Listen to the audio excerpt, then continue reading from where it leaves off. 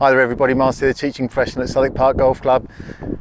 It's January, it's not that cold, but it's certainly been very, very wet, and that means that we haven't played much golf. I certainly haven't played much. Unless you're a midweek golfer, you probably won't be playing much through January and February either till, you know, the light is slowly starting to come back now. So really what this video is about is what I think you should be concentrating on in January and what you should be doing at home probably if you can't get up to the club too much. So one of my things is, it doesn't matter how good you are or when you started golf, your static positions can be as good as anyone. And one of my probably New Year's resolutions is stop comparing people to or using tour players as a guide, because they are freaks of nature. They're the 1% of the 1% of the world's golfers, which are just beyond belief at that point of impact. So, but what we can do is copy their static positions. We might not be able to swing like them, we might not be able to be as athletic as them, we might not be able to get into the positions that they can, but our static positions we can. So that I'm talking about grip, setup, posture, ball position, those sort of things.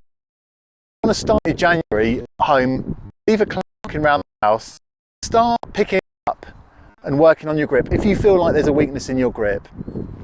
And I'm talking about small incremental changes. When you come to play, it's very hard for me to come to a golf lesson, someone's got a really bad grip, for me to quickly change it to this perfect neutral grip, because you will already struggle because it'll feel so alien. So before you even hit a ball, if you can get this feeling really natural in your hands, then that will make a real difference. So one of my things, I always pick it up first with my left hand, whatever I'm doing, I get it feeling in those fingers and my thumb in that correct position. I can quite often do that. You'll see some of the tour players start in that position in their hand. So let's not go into huge detail about grip, because there's plenty of stuff online with your grip, but let's make sure that it's through your fingers, it's not too tight. Start working on some grip pressure and grip tension, because there's no ball there, there's no need for you to sort of clamp up and feel like you've got to hit anything hard. So through your fingers, nice and light. And I think as you look down at your hands here, you want to be able to see those things that you will read about and that I've put out in the past about how many knuckles you'll be able to see of each hand, and especially this V at the bottom here, this thumb and first finger of your bottom hand. If you can start to fill that into your fingers and get that little V shape, make sure you've got a bit of a gap at the end as well. You know, I like about an inch space from my little finger to the butt end of the club, because that secures it at the top of your swing. And leave that club around the house, keep picking it up, and be really diligent on where you put your fingers and your grip pressure. So nice and light. I mean, I know I've said to you before, I'm supposed to refer to this as the hold, not the grip. So hold makes sense because you don't want to grip it too tight. So work on that. And then maybe use your phone or the reflection in a mirror or the patio window, I don't know, something you can see your posture and setup position. So cycle through this little thing in your head. Aim, which will be aim of your club head. So you won't have much to aim at, but aim, grip, ball position. So start working on ball position. You know, I teach a varying ball position where 9-pitch sand are in the middle and everything works its way up to your left heel with your driver. And then sometimes we can play with left heel, you know, move it up a bit forward, depends whether, but pick your club up, maybe it's your 7-iron, a little bit left of centre, and start working on your static position and your posture. So if you can see yourself in a reflection, you can get this little bit of flex in your knees, feet the same distance apart as your shoulders, chin up, bum out a little bit, nice straight back. And see if you're looking in the mirror at this, what looks like quite an athletic position. If I can tell, you know, roughly someone's handicapped by if they sort of get up to the ball and they're round shouldered, hands close to their body, unathletic looking, you're not going to make a great swing from that position. So start to practice this aim, grip, ball position, setup, stance and alignment, posture, and just check everything.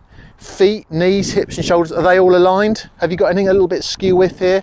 Put some clubs down on the ground, make a little grid, work on your ball position with another line or alignment stick. So you've got this real mantra of a static position, which is really good. And every time you'll get up to the ball, when you come to start playing again regularly, you'll know how that feels, because it's only muscle memory.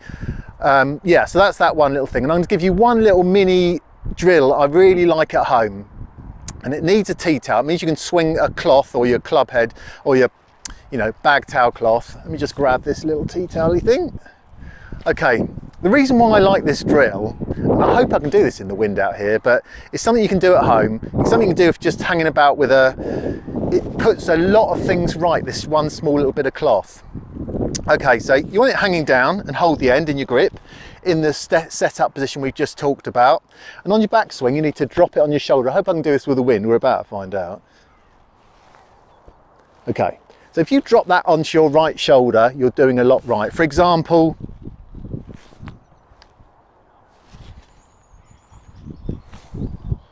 okay, right, so it gives you a bit of path and a bit of feedback around that.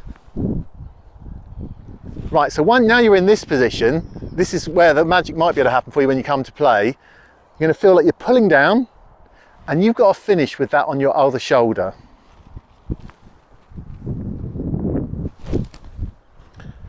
Looks quite easy, and if you're not doing that, then you're doing something wrong, and all you need is a bit of cloth or a towel to do those things. Gives you speed through the ball to drop it on that other shoulder, like if you've got a big cast, say, you'll sort of drop it round there, so that will be going straight down its line and dropping on there.